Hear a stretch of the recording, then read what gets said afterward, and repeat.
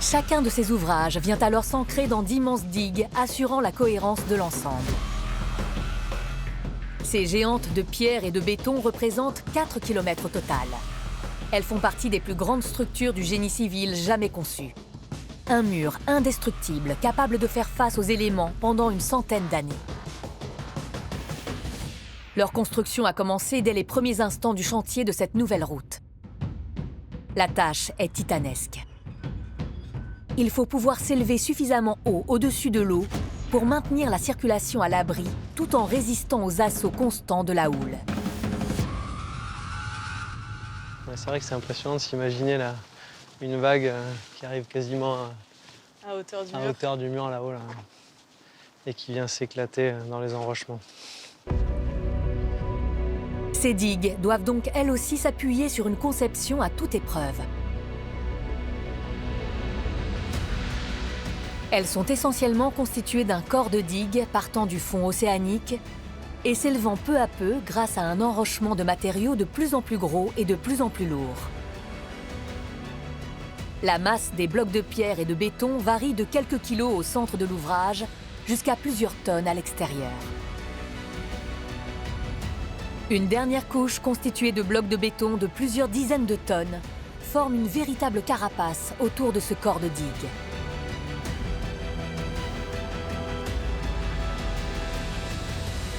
Le principe est alors simple. La vague arrive sur les plus gros blocs capables de lui tenir tête et s'infiltre ensuite dans les interstices. L'eau rencontre alors de nouveaux blocs moins grands mais plus resserrés, et ainsi de suite.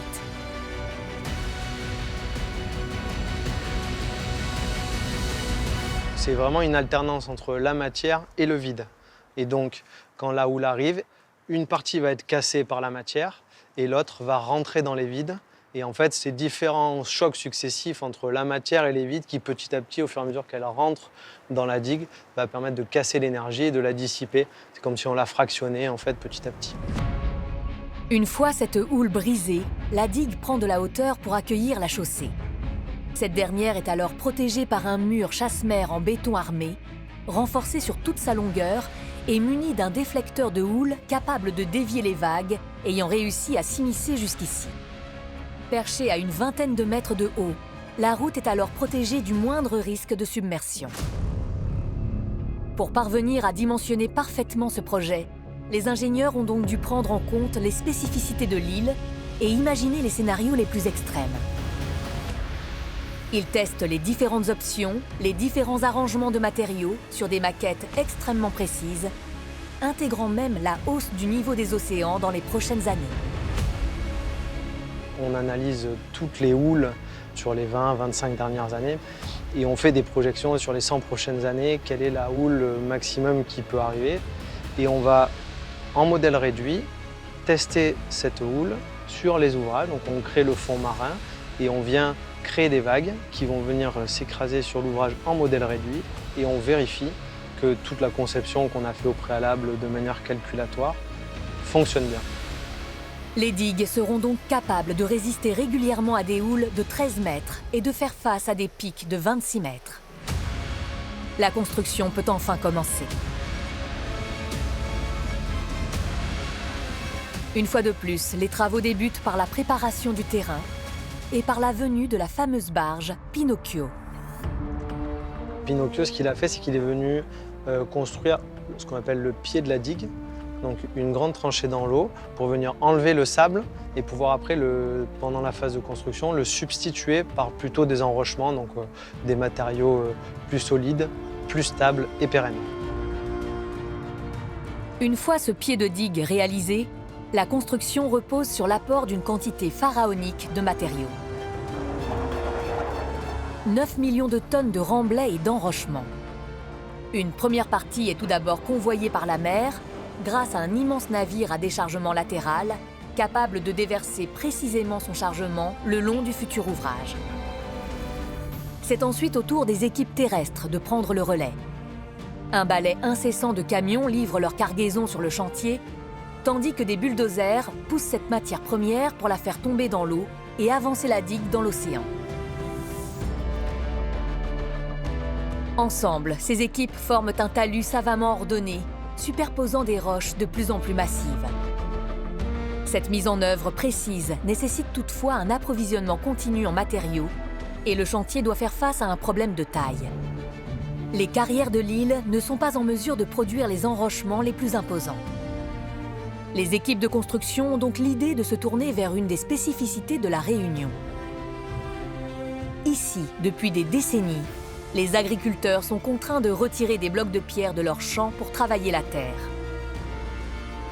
Ils les déplacent alors en bordure de terrain et forment le long de leurs parcelles ce qu'on appelle des andins. L'idée, c'était de pouvoir envoyer des machines dans les champs, de collecter tous ces enrochements, et ce qui permettait d'un côté aux agriculteurs de récupérer de la terre cultivable et de l'autre pouvoir ramasser la denrée rare qui est l'enrochement supérieur à 1 tonne, voilà, qui était les plus compliqués à produire dans les carrières, d'en récupérer en quantité, de pouvoir les stocker, les trier et les ramener ici sur le chantier et les mettre en œuvre dans les digues. On a pu libérer 80-90 hectares de terres agricoles sur une région qui a plutôt tendance à perdre de la surface agricole utile. Donc c'était aussi une opération intéressante pour les agriculteurs et la production agricole de l'île pour approvisionner un peu plus de 4 millions de tonnes d'enrochement sur les 11 millions de tonnes de matériaux dont la construction des digues avait besoin. De retour en mer, la construction peut se poursuivre.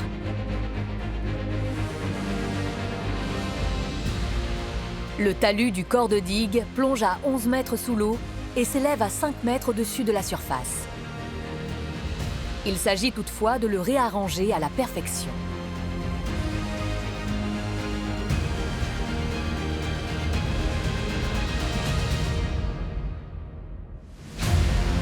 Des pelleteuses dotées de bras de plus de 30 mètres de long travaillent précisément la structure jusque dans les profondeurs, garantissant ainsi la résistance du futur ouvrage. Il reste maintenant à positionner la couche la plus externe de la digue, le premier rempart face à la mer conçu pour absorber la quasi-totalité de l'énergie de la houle.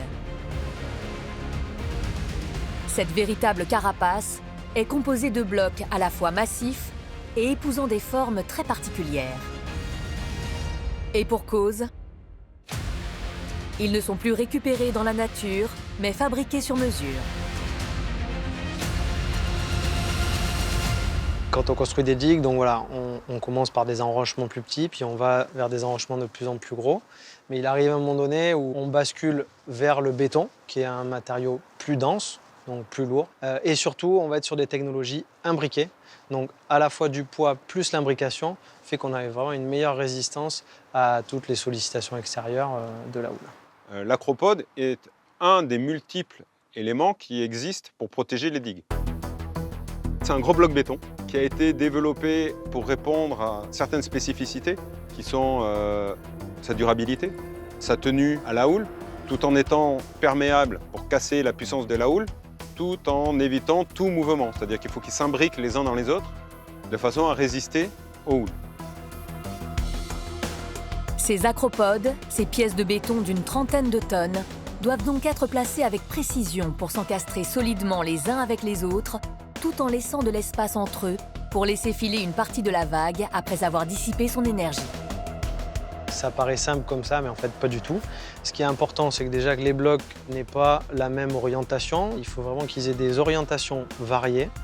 Et en fait, surtout, après, il faut qu'ils soient en contact avec la couche du dessous, donc il y a une couche d'enrochement, et qu'ils aient 3 points de contact avec les acropodes autour. Et c'est ça qui va permettre d'assurer l'imbrication. En fait, ce qu'on veut éviter, c'est qu'en cas de houle, le bloc puisse être extrait. Les acropodes sont alors installés par une grue de 300 tonnes, munie d'un immense bras de 55 mètres. Elles respectent un plan de pose bien précis. Chacun des blocs est numéroté et géolocalisé. Sa place est calculée au centimètre.